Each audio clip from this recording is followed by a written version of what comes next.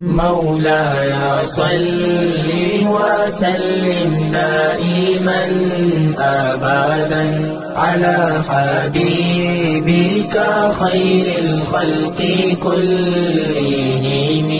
بسم الله الرحمن الرحيم. الحمد لله رب العالمين والعاقبة للمتقين والصلاة والسلام على سيد الأنبياء وخاتم المرسلين وعلى آله وأصحابه أجمعين. أما بعد. مرکز الطاہر جامعہ امینیہ رضویہ مظہر الاسلام مرکزی جامع مسجد سبحان اللہ غلام محمد آباد فیصل آباد میں حضرت قبلہ پیر طریقت رہبر شریعت پروفیسر ڈاکٹر محمد غلام غوث طاہری نقشبندی بخشی دامت برکاتہم القدسیہ کی کوششوں اور کاوشوں سے منعقد ہونے والی درس نظامی کی کلاس ترجمۃ القرآن میں آج ہمارا سبق سورۃ الانعام کی آیت نمبر 74 سے شروع ہو رہا ہے. اللہ رب العزت ارشاد فرماتا ہے وَإِذْ قَالَ إِبْرَاهِيمُ لِأَبِيهِ آزَرَ أَتَتَّخِذُ أَصْنَامًا آلِهَةً، اور جب ابراہیم علیہ السلام نے کہا اپنے باپ آزر سے کیا تو بتوں کو معبود بناتا ہے. اس آیت کریمہ میں حضرت ابراہیم علیہ السلام کا باپ آزر کو بتایا گیا ہے اور اس کے لیے لفظ اب بولا گیا ہے. اب کا معنی ہم اردو میں باپ ہی کرتے ہیں، لیکن عربی زبان میں لفظ اب کا اطلاق جس طرح باپ پر ہوتا ہے اسی طرح چچے پر بھی ہوتا ہے. چچے کو بھی باپ کہا جاتا ہے، اور اس مقام پر باپ سے مراد باپ ہے، اب سے مراد باپ ہے یا چچا، اس بارے میں علماء کرام میں اختلاف ہے. ہمارے اکابر اہل سنت وہ کہتے ہیں کہ اس مقام پر اب سے مراد والد نہیں چچا ہے، اور دیگر جو علماء ہیں ان کا کہنا یہ ہے کہ اس مقام پر اب کا معنی باپ ہے. لہذا وہ لوگ کہتے ہیں کہ ابراہیم علیہ السلام کے والد آزر تھے اور وہ مشرک بت پرست تھے،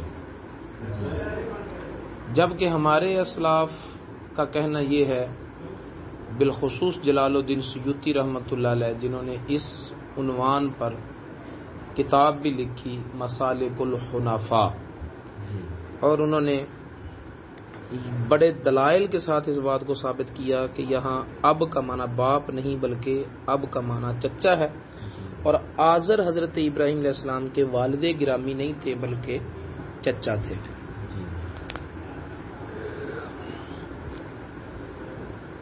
اب کا معنی باپ بھی ہے اور چچا بھی.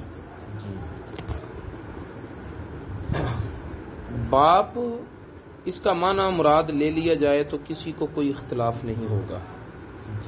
چچا معنی مراد لے لیا جائے تو ایک جماعت اختلاف کرتی ہے. تو کیا وجہ ہے کہ ہمارے اسلاف نے اس بات پر زور دیا کہ آزر ابراہیم علیہ السلام کے والد نہیں ہیں بلکہ چچا ہے؟ اس کی ایک وجہ مین جو ہے وہ یہ ہے کہ نبی پاک صلی اللہ تعالی علیہ وآلہ وسلم نے ارشاد فرمایا کہ اللہ رب العزت نے میرا نور آدم علیہ السلام کی پشت میں رکھا اور پھر آدم علیہ السلام سے وہ نور حضرت شیس علیہ السلام میں منتقل ہوا بذریعہ حضرت حوا، بواسطہ حضرت حوا، اور اسی طرح میرا نور جو تھا وہ پاک پشتوں سے پاک رحموں میں اور پاک رحموں سے پاک پشتوں میں منتقل ہوتا چلا آیا، جس سے یہ پتہ چلتا ہے کہ نبی پاک صلی اللہ علیہ وسلم سے لے کر حضرت آدم علیہ السلام تک جتنے بھی رسول اللہ صلی اللہ علیہ وسلم کے آباء و اجداد ہیں سب کے سب پاک مومن تھے، کیونکہ مشرکین کو تو اللہ تعالیٰ نے نجس قرار دیا ہے نا قرآن پاک میں۔ اگر اس مقام پر اب سے مراد والد لیا جائے اور آزر کو ابراہیم علیہ السلام کا والد قرار دیا جائے تو یہ آیت کریمہ اور وہ حدیث ان کا آپس میں ٹکراؤ ہوتا ہے۔ اگر ابراہیم علیہ السلام کا والد آزر کو تسلیم نہ کیا جائے، بلکہ جیسا کہ کتب تاریخ میں ہے بھی کہ طارق نامی آپ کے والد تھے،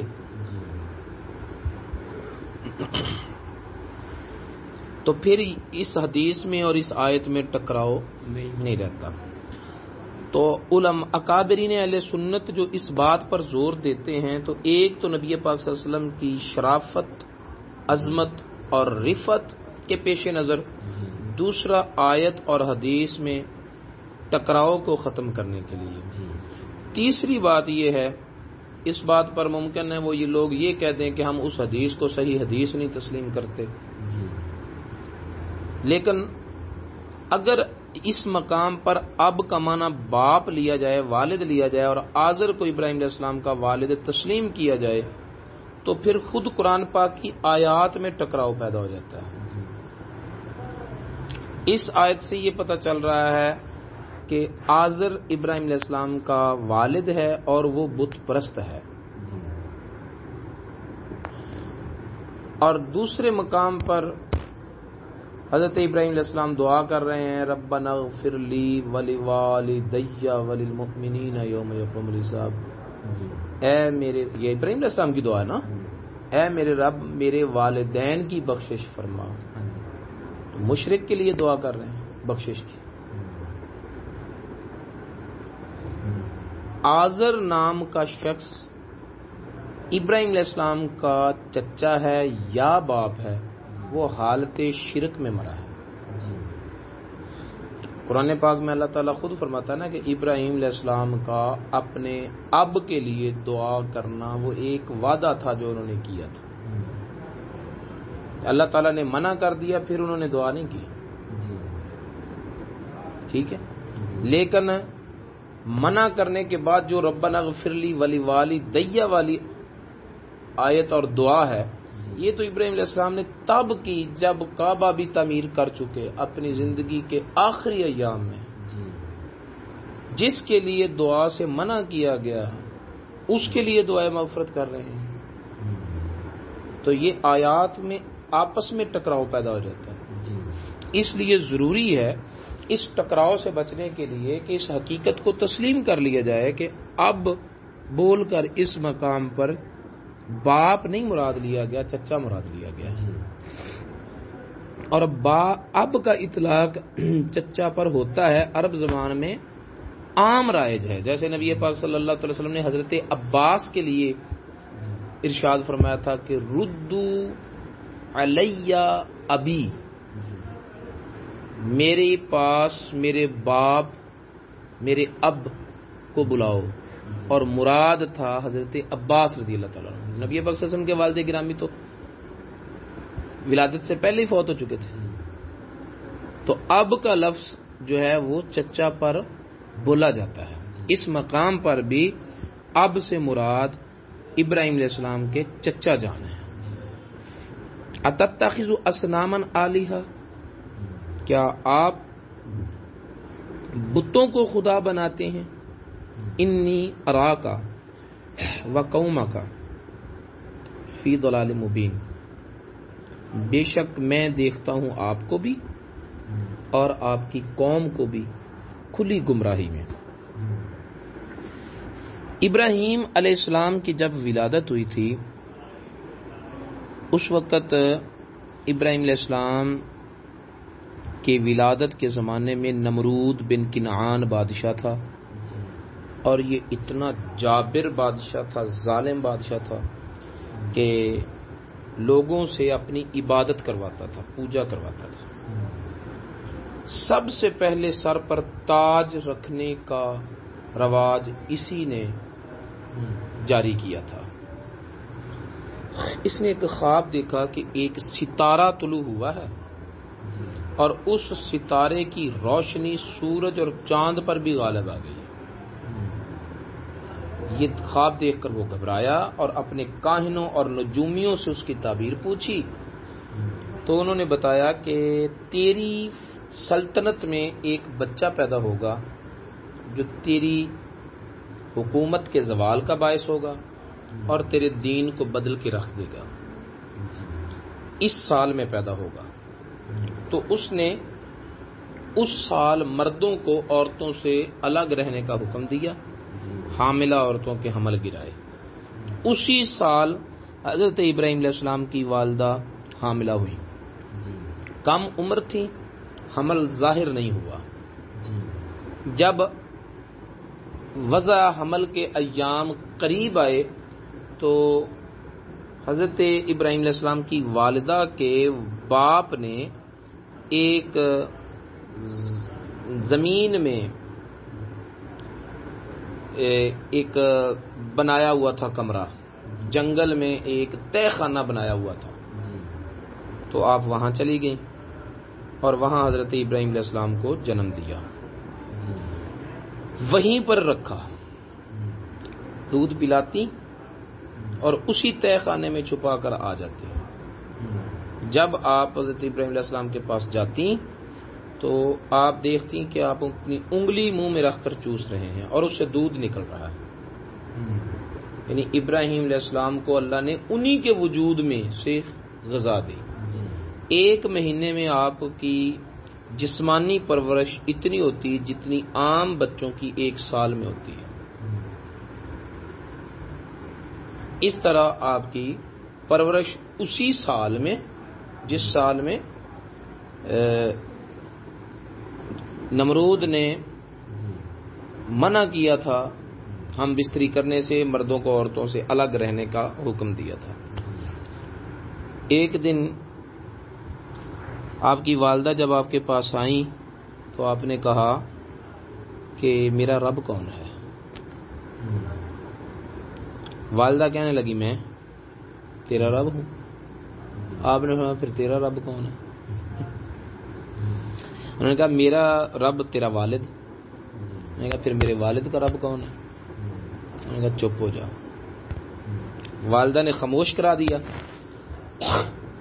واپس آ کر اپنے خامد سے کہنے لگی کہ نمرود نے جس لڑکے کا اعلان کروا رکھا ہے نا کہ کوئی لڑکا پیدا ہونے والا ہے جو میرے سلطنت کو زوال کا باعث ہوگا، کہنے لگی وہ کوئی اور نہیں ہے، تیرا اپنا بیٹا ہی ہے،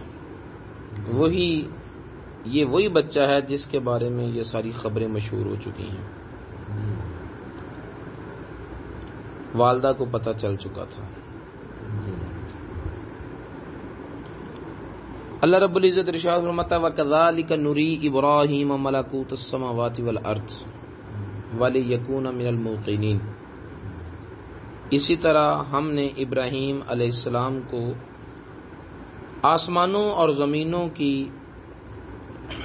ملکیت دکھائی، اپنے ملک دکھائے، وَلِيَكُونَ مِنَ الْمُوقِنِينَ تاکہ وہ عین الیقین والوں میں سے ہو جائے۔ ایک ہوتا ہے علم الیقین، ایک ہوتا ہے عین الیقین، ایک ہوتا ہے حق الیقین۔ تو آپ کو ملکوت سماوات و ارض دکھائے گئے تاکہ آپ عین الیقین والوں میں سے ہو جائیں۔ کسی نے آ کر بتایا آگ جلاتی ہے، اس خبر سے جو علم حاصل ہوا اس کو علم الیقین کہتے ہیں۔ آپ نے آگ کو جلاتے ہوئے آنکھوں سے دیکھ لیا، دیکھنے اور مشاہدے سے جو علم حاصل ہوتا ہے اس کو عین الیقین کہتے ہیں۔ اور اگر خدا نخواستہ کوئی ہاتھ، پاؤں، انگلی آگ میں جل گئی تو اس تجربے سے جو علم حاصل ہوگا اس کو حق الیقین کہیں گے۔ حضرت ابراہیم علیہ السلام کو اللہ تعالیٰ نے مشاہدہ کروایا تاکہ آپ کو عین الیقین ہو جائے، اور آپ نے رب کی جو معرفت فطری طور پر حاصل کی تھی اس میں مزید پختگی حاصل ہو جائے اور اونچا مقام حاصل ہو جائے۔ آپ نے اس معرفت کو حاصل کرنے کے بعد پھر جس تدبر اور دانش مندی کے ساتھ قوم کے دل و دماغ میں یہ تصور الوہیت داخل کیا وہ بھی کمال ہے۔ فلما جن علیہ اللیل رآ کوکبا، جب اس پر رات چھا گئی تو اس نے ایک ستارے کو دیکھا، کہا ھذا ربی، یہ میرا رب ہے۔ اس بات کو بیان کرنے میں کئی حکمتیں ہیں، جن میں سے ایک یہ بھی ہے کہ ابراہیم علیہ السلام کی قوم ستاروں کو پوجا کرنے والی، چاند کو پوجا کرنے والی، سورج کی پوجا کرنے والی، نمرود کی پوجا کرنے والی، یہ ساری بتوں کی پوجا کرنے والی ساری برائیاں قوم ابراہیم علیہ السلام میں تھیں، اور یہی ساری برائیاں اہل مکہ میں بھی تھیں۔ وہ لوگ بھی ستاروں کی، چاند کی، سورج کی پوجا کرتے تھے، پھر بت بھی بنائے ہوئے تھے۔ تو ابراہیم علیہ السلام کا واقعہ سنا کر یہ بھی بتایا جا رہا ہے کہ ابراہیم علیہ السلام نے اس قوم کے ان باطل عقائد کی اصلاح کیسے فرمائی، اور ساتھ ساتھ اہل مکہ کے ان باطل عقائد پر بھی کاری ضرب لگائی جا رہی ہے۔ یعنی اس واقعہ میں ماضی کی خبر بھی ہے اور اس وقت کے تقاضے کے مطابق مشرکین و مفسدین کے فساد اور بطلان کا رد بھی ہے۔ جب ستارے کو دیکھا تو کہا یہ میرا رب ہے۔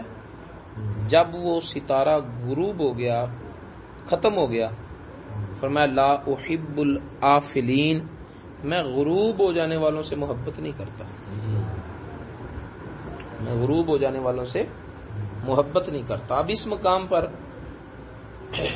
پہلے یہ دعویٰ کیا جا رہا ہے کہ ھذا ربی، یہ میرا رب ہے، اور پھر جب اس ستارے کی ربوبیت کی نفی کی جا رہی ہے تو کہا جا رہا ہے کہ میں ڈوبنے والوں سے محبت نہیں کرتا۔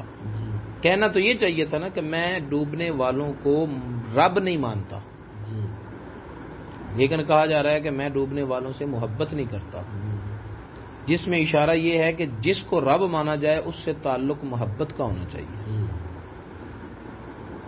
جس کو رب مانا جاتا ہے اس کو محبوب مانا جاتا ہے، اور پھر اس کے لیے اتنی ہی قربانیاں دی جاتی ہیں جتنی محبوب کے لیے دی جاتی ہیں طبی طور پر۔ اسی لیے اللہ تعالیٰ بندوں سے محنت چاہتا ہے، عبادت میں، ریاضت میں، گناہوں کو ترک کرنے میں، ٹھیک ہے، کیونکہ محبت میں یہ سارا کچھ ہوتا ہے۔ کئی رشتے قربان کرتا ہے، مال و دولت بندہ قربان کرتا ہے، وقت قربان کرتا ہے، کئی چیزیں مہیا کرتا ہے، کئی چیزیں ترک کرتا ہے، کئی چیزیں اختیار کرتا ہے، یہ سارا کچھ محبت میں ہوتا ہے۔ تو وہی تقاضا اللہ رب العزت کرتا ہے کہ یہ تیری خواہشات ہیں، ان کو چھوڑ، اپنی پسند کو چھوڑ، میری پسند کو لا، یہ کام کر جو تیرا نفس نہیں کرنا چاہتا وہ کر، جو کرنا چاہتا ہے اسے نہ کر۔ کیوں؟ اس لیے کہ یہ تعلق محبت کا تقاضا ہے۔ اللہ تعالیٰ چاہتا ہے کہ میں محبوب بنوں اور میرا بندہ میرا محب بنے، اور میرے لیے میرا بندہ وہ کچھ کرے جو محب محبوب کے لیے کرتا ہے، کیونکہ ربوبیت رب اور بندے کا تعلق محبت ہے۔ فلما رأى القمر بازغا، جب چاند کو دیکھا چمکتے ہوئے، کہا ھذا ربی، یہ میرا رب ہے۔ فلما آفلا، پھر جب وہ بھی غروب ہو گیا تو فرمایا لئن لم یہدنی ربی لأکونن من القوم الضالین، اگر میرا رب مجھے ہدایت نہ دیتا تو ضرور ضرور ضرور میں ہو جاتا اس قوم سے جو گمراہ ہے۔ پہلے ستارے کی ربوبیت کی تردید کی اور اس میں یہ سبق دیا کہ رب کے ساتھ بندے کا تعلق محبت ہوتا ہے، اور اگلی سٹیپ پر چاند کی ربوبیت کا رد کیا اور ساتھ یہ تصور دیا کہ یہ محبت حاصل کی نہیں جاتی بلکہ یہ اللہ تعالیٰ کی طرف سے بطور خیرات نصیب ہوتی ہے۔ اگر اللہ تعالیٰ کسی کو اپنی محبت نہ دے تو کوئی وظیفہ نہیں ہے کہ اس نعمت کو پا لیا جا سکے۔ ٹھیک ہے، یہ اصلاً عطائے باری تعالیٰ ہے، اور پھر اس عطا کے بعد جتنے بھی بندے کو نصیب ہوں مراحل اور مراتب، عبادت کے، ریاضت کے، ذکر کے، فکر کے، جتنی بھی اس کو یہ نعمتیں، نیکیوں کی نعمتیں نصیب ہو جائیں تو یہ اس کو فضل اور کرم سے عطا ہوں گی، لیکن بنیادی طور پر یہ نہیں کہا جا سکتا کہ ہم اپنی عبادت کر کے اپنے کسی عمل سے اس نعمت کو حاصل کر سکتے ہیں، کیونکہ ابراہیم علیہ السلام نے یہی فرمایا کہ اگر میرا رب مجھے ہدایت نہ دیتا، اللہ کی محبت کا نصیب ہو جانا یہی ہدایت ہے۔ اگر محبت کے اثرات دل میں محسوس نہیں ہوتے تو محض سجدوں کو ہدایت کا نام نہیں دیا جا سکتا۔ صرف عبادات کو، حالانکہ وہ بھی نصیب کی بات ہے، اچھے کام ہیں، لیکن ہدایت اس کیفیت کا نام ہے جس کیفیت کو ہم محبت کہہ سکیں۔ فلما رأى الشمس بازغة، پھر جب ابراہیم علیہ السلام نے سورج کو دیکھا چمکتے ہوئے، قال ھذا ربی ھذا اکبر، یہ میرا رب ہے، یہ تو ان دونوں سے بڑا ہے۔ فلما افلت، تو جب وہ بھی ڈوب گیا، پھر ابراہیم علیہ السلام نے تیسرا جملہ بولا، فرمایا یا قومی انی بریء مما تشرکون، میں ان سب سے بیزار ہوں جن کو تم شریک بناتے ہو۔ پہلا سٹیپ تھا محبت کا، دوسرا سٹیپ تھا ہدایت کا، اور تیسرا سٹیپ یہ ہے کہ جو محبوب کے اغیار ہیں ان سے نفرت کا اظہار بھی برملا کیا جائے، سلو کلی کی عادت کو نہ اپنایا جائے۔ میرا یہ راستہ ہے، کسی سے مجھے غرض نہیں، غرض ہے، ٹھیک ہے، محبت کا یہ تقاضا ہے کہ محبوب کے غیر سے چھٹکارا حاصل کیا جائے، اور جو محبوب کے مقابل ہوں، یہ تبھی تقاضا ہے اگر کوئی آپ کے محبوب کے ساتھ دشمنی یا عداوت رکھتا ہے تو اس کے لیے آپ کے دل میں نفرت اور عداوت کے جذبات پیدا نہیں ہوتے، تو اس کی وجہ اور اس کی دلیل اس بات پر ہے کہ آپ کے دل میں محبت نہیں ہے یا محبت کامل نہیں ہے، صرف زبان سے محبت کا دعویٰ ہے، دل میں محبت کی کیفیت ہے نہیں۔ دنیا کی محبت میں بھی یہ چیزیں نمودار ہوتی ہیں، ان کا اظہار ہوتا ہے کہ محبوب کا دشمن لگتا ہے، اور اگر نہ لگے تو اس کا مطلب ہے محبت ہے نہیں، ٹھیک ہے۔ اس لیے بندے کا خدا کے ساتھ تعلق محبت کا ہونا چاہیے، پھر یہ عقیدہ ہونا چاہیے کہ میں نے اپنی محنت کے ساتھ یہ نعمت حاصل نہیں کی، بلکہ یہ اللہ کا فضل ہے جو مجھے یہ نعمت حاصل ہو گئی۔ تیسرے نمبر پر یہ کہ جتنے اغیار ہیں ان سب سے بیزاری اور نفرت کا اظہار برملا ہونا چاہیے۔ پھر ان 3 اسباق کو سکھانے کے بعد آپ نے 3 جھوٹے خداؤں کی خدائی کا رد کرنے کے بعد اپنی معرفت اور اپنا دین اور اپنا مذہب اس کا پرچار کیا، اور فرمایا انی وجہت وجہی للذی فطر السماوات والارض حنیفا وما انا من المشرکین، بے شک میں نے اپنا چہرہ جھکا دیا اس ذات کے لیے جس نے آسمانوں کو پیدا کیا، زمین کو پیدا کیا، اس حال میں کہ میں بچتا ہوں تمام باطل نظریات سے وما انا من المشرکین، اور میں مشرکوں میں سے نہیں ہوں۔ اہل مکہ جو تھے وہ ابراہیم علیہ السلام کے عقیدت مند تھے، کہتے تھے کہ ہم ان کے دین پر ہیں، تو انہیں بتلایا گیا کہ ان کا یہ دین تھا۔ اب اگر تم ان کے دین پر ہو تو پھر اس عقیدے کو اختیار کرو، اس نظریے کو اپناؤ۔ وحاجہ قومہ، ابراہیم علیہ السلام نے جب اپنے سچے رب کی ربوبیت کا اظہار کیا تو ان کی قوم ان سے جھگڑنے لگ گئی۔ آپ نے فرمایا قال اتحاجونی فی اللہ، کیا تم میرے ساتھ اللہ کے بارے میں جھگڑا کرتے ہو؟ وقد ہدانی، حالانکہ اس نے مجھے ہدایت دے دی ہے۔ تمہارے جھگڑا کرنے نہ کرنے سے معرفت باری تعالی میں کوئی کمی واقع نہیں ہوگی۔ جو نبی ہوتا ہے وہ پیدائش کے وقت ہی عارف کامل ہوتا ہے، اللہ تعالیٰ کی مکمل معرفت اس کے دل میں موجزن ہوتی ہے۔ ولا اخاف ما تشرکون به الا ان یشاء ربی شیئا، اور میں نہیں ڈرتا ان سے جن کو تم شریک قرار دیتے ہو، ہاں جو میرا رب ہی میرے بارے میں کچھ چاہے تو وہ تکلیف مجھے پہنچ سکتی ہے۔ تمہارے خداؤں سے میں نہیں ڈرتا، کیونکہ قوم نے کہا تھا کہ ڈر اس بات سے کہ تو ہمارے خداؤں کی مخالفت کرتا ہے، کہیں تیرا کوئی نقصان نہ ہو جائے۔ تو آپ نے جواباً یہ کہا تھا کہ میں ان سے نہیں ڈرتا جن کو تم اللہ کا شریک بناتے ہو،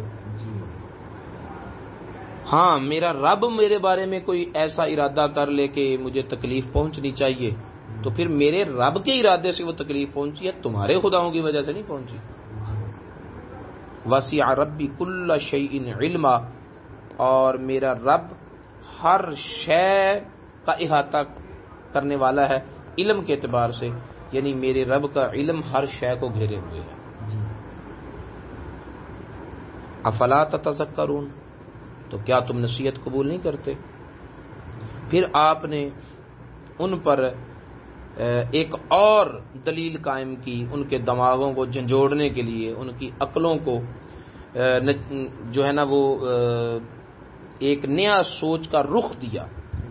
کہا وَكَيْفَ أَخَافُ مَا أَشْرَكْتُمْ، میں بھلا کیسے ڈروں ان سے جن کو تم شریک بناتے ہو، حالانکہ وہ کچھ کر بھی نہیں سکتے۔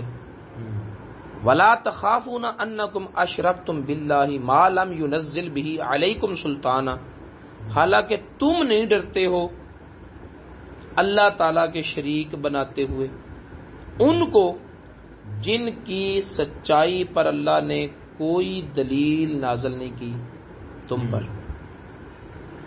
کوئی تمہارے پاس ان کی سچائی کی دلیل حجت نہیں ہے، تم ان کو خدا کے شریک بناتے ہوئے نہیں ڈرتے، حالانکہ اللہ تعالیٰ تمہیں عذاب دے سکتا ہے، تو میں ان سے کیوں ڈروں جو کاری کچھ نہیں سکتے۔ فَأَيُّ الْفَرِيقَيْنِ أَحَقُّ بِالْأَمْنِ، اب تم بتاؤ کہ ایک ان کی مخالفت کر رہا ہے جو کچھ نہیں کر سکتے، ایک اس کی مخالفت کر رہا ہے جو سب کچھ کر سکتا ہے، تو امن پانے کا زیادہ حقدار کون ہے؟ محفوظ رہنے والا زیادہ کون ہے؟ تم مجھے ڈراتے ہو، تمہیں ڈرنا چاہیے۔ میں ان خداؤں کی مخالفت کر رہا ہوں جو جھوٹے ہیں اور کچھ کر نہیں سکتے، تم اس خدا سے ٹکر لے رہے ہو جس نے تم کو پیدا کیا ہے اور جو تمہارے تمام ارادوں پر بھی قابض اور قادر ہے۔ ان کنتم تعلمون، اگر تم علم رکھتے ہو تو۔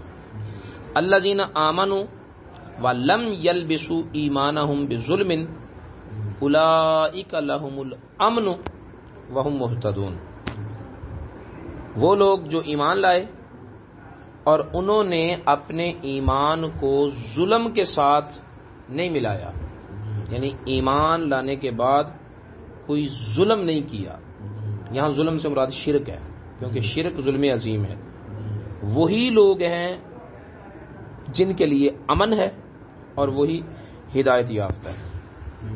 وَتِلْكَ حُجَّتُنَا آتَيْنَاهَا إِبْرَاهِيمَ عَلَى قَوْمِهِ، یہ وہ دلیل ہے، یہ وہ حجت ہے جو ہم نے ابراہیم علیہ السلام کو اس کی قوم کے خلاف، اس کی قوم کے مقابلے میں عطا فرمائی تھی۔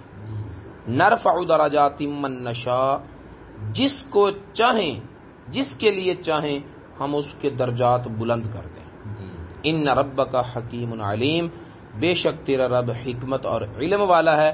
تو یہاں پر ربوبیت کی اضافت کاف ضمیر کی طرف کی، جس کاف ضمیر کا مرجع رسول پاک صلی اللہ علیہ وسلم کی ذات ہے،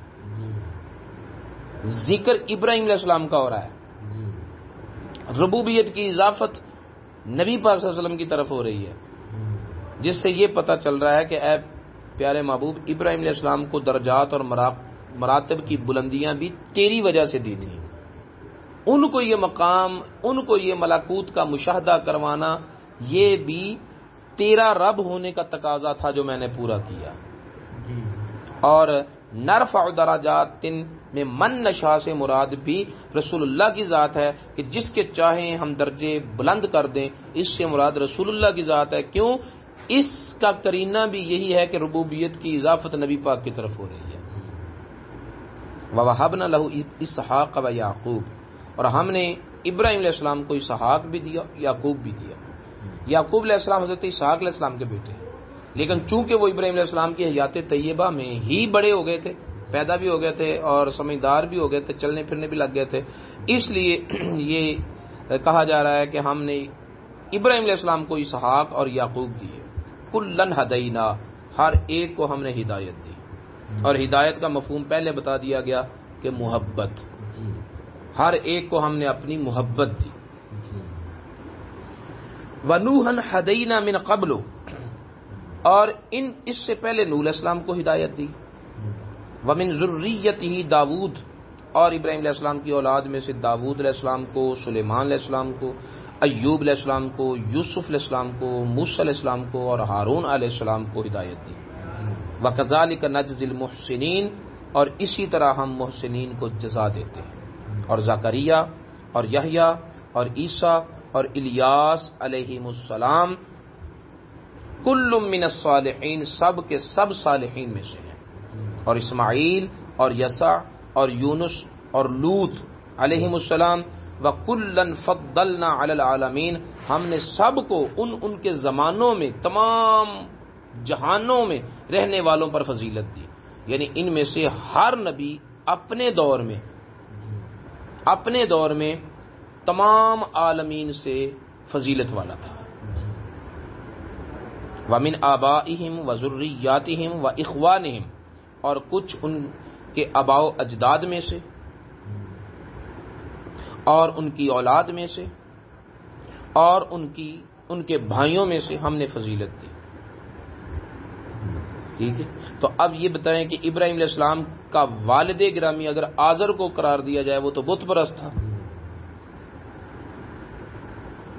ان کے آبا کو، وَاجْتَبَيْنَاهُمْ، اور ہم نے ان کو چن لیا، وَهَدَيْنَاهُمْ إِلَى صِرَاطٍ مُسْتَقِيمٍ، اور ہم نے ان سب کو سیدھے راستے کی طرف ہدایت اور رہنمائی عطا فرمائی۔